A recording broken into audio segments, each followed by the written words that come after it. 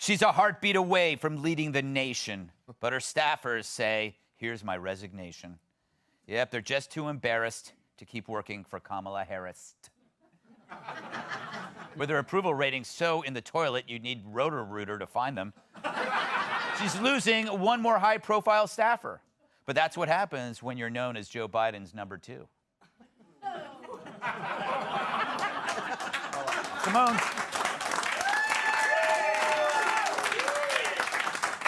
See, you try to get me to stop doing poop jokes, but they won't let me stop. The poop jokes come from me. Simone Sanders, no relation to the Colonel, is quitting as senior advisor and chief spokeswoman. And like your savings, administration officials say she'll be gone at the end of the year. Simone is the second high-profile staffer to leave the VP in recent weeks. The first was her communications director, Ashley Etienne. Her staff turns over more than Dog the Bounty Hunter at a tanning salon, which is a lot. This is such big news, we needed to get the vice president's comment on the matter. I caught up with the vice president earlier today. So, Madam Vice President, welcome back to the show. Thanks. I was hoping to be on with that Timpf girl, though, this time, because it's crazy how someone could be so funny, smart, and good-looking at the same time. True, but she is a violent drunk. Anyway, let's get to the topic, because I know you're busy. Yeah, I'm actually not that busy. In case you haven't noticed, I'm a toaster. True, but your chief spokeswoman just resigned. Why? It's pretty easy, short pants. The couldn't hack it. Excuse me? You heard me, fart breath. She couldn't be around a strong woman of color like me. But she's also a strong woman of color. Exactly, you idiot. But you're a toaster. Don't you know, last week, she tried to throw me into a bathtub full of water? Really? Are you calling me a liar, squatty body? No, I just find it hard to believe she tried to kill you. I bet if I were white, you'd believe me. Typical stupid white cracker. Well, thanks for coming on. You, and congrats on the ring. Oh, well, thank you.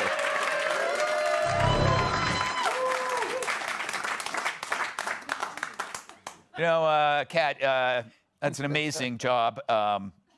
You know, because we can't actually do an impersonation of Kamala Harris. No. That would be racist. So we are just using a toaster from now on. And I think it really worked. It must be hard, though, to work for a bad boss. You don't have that problem.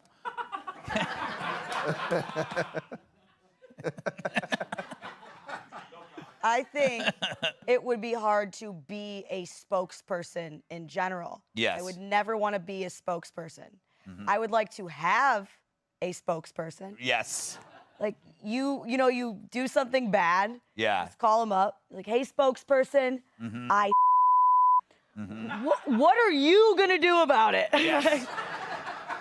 And then they have to, like, come up with this strategy and then put on nice clothes and go talk to all the people that I pissed off. Yes. So they can ask them questions about it. So the people that I pissed off, when they think of my they'll remember the spokesperson's face and not mine. There you go. That's how it works. I want a spokesperson, but I don't want to be a spokesperson. One day that'll happen.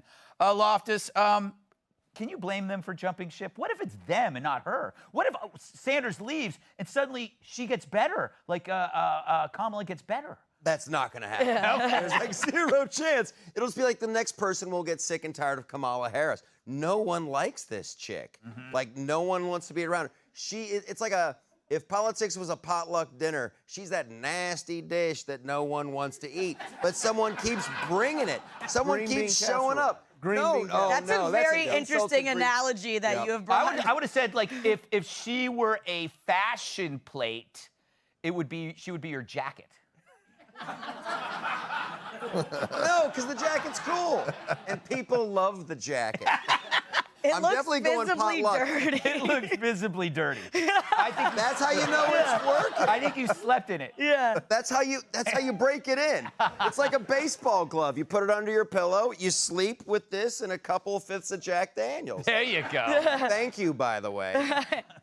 Yeah, but Kamala Harris, she's the butternut squash spaghetti of potluck dinner. Whoa. Now you're stepping into my zone, buddy. I like that butternut squash spaghetti. I had great butternut squash soup today from Hale and Hardy. It was delicious. No, someone is obviously doing mind control. That doesn't exist. All right, Joey. What if we're wrong? What if she's like Trump? She's just hard to work with. If you just let her be herself, she'll be amazing. No? At least you're funny. Laughing in my face. Literally. No, really though. Here's the thing. I heard they're leaving for like jobs that have a future, like for Best Buy or Blockbuster, something that might be around in a year. Circuit City. Yeah. And so here's the problem. They're in communications. Her numbers are in the tank. Yes. I don't know that she isn't so arrogant that she is actually telling them that you're not doing a good enough job and you need to leave. I mean, that may actually be where it is. But, her best was when she was in the Senate. And she was kind of this bulldog character on everyone they brought in. They rolled in there and she would interrogated. Yeah. And she's not doing that as vice president, which is ironic because that's kind of the vice president's job. Right. Especially when you have someone like Biden that you're like, hey, bro, you awake over there? Yeah. Like, you need someone like her to bring that personality. And the fact they're not using that is really odd to me. Like, I don't understand the political strategy behind it. Yeah, now she just stands behind him like she's his nurse. It's weird. Yeah. Which, I mean, she's not doing anything else. Buck, you're a kind of an insider dude. What's the scuttlebutt? So you have to remember that no one thought that Joe Biden was going to be president at the start of this either. So I think that Kamala, as much as the numbers are terrible, as much as she was the border czar, who's no longer the border czar, even though there's no official announcement about why that's the case, she probably sees this and says, if Joe can do it, literally anyone can. I think the part of this that is a surprise is the guy who is cognitively declining in front of people, and you're worried if he's going to walk out sometime and just start saying gibberish, is actually better on the optics than Kamala showing up and trying to be normal and friendly and appealing to people. Yeah. That's what I think people didn't expect in this administration, and there's no way to turn that around. I got it completely wrong. I thought that she was going to like learn on the job. She ticked all the boxes, so all she has to do is like be normal, and she couldn't do that. Do you remember when she, though, the best was when she, at one of the debates, was like, well, I'm clearly a top-tier candidate. Yeah. And everybody who followed politics was like, actually, no. Yes. But she thought she was. When you have to pay children to act to like you, you got a problem. Nobody known for their nervous cackle is ever going to appear to be normal, right? Like, she doesn't appear to be normal. She can at least just be mean. At least Isn't that's there an a emotion we have. Just be mean. I respect a genuine mean. Yeah, it's exactly. True. It's true. Just go mean. If nobody likes you already and you're laughing and having a good time, drop that stuff and just be an. You know what? I think that was in the Bible.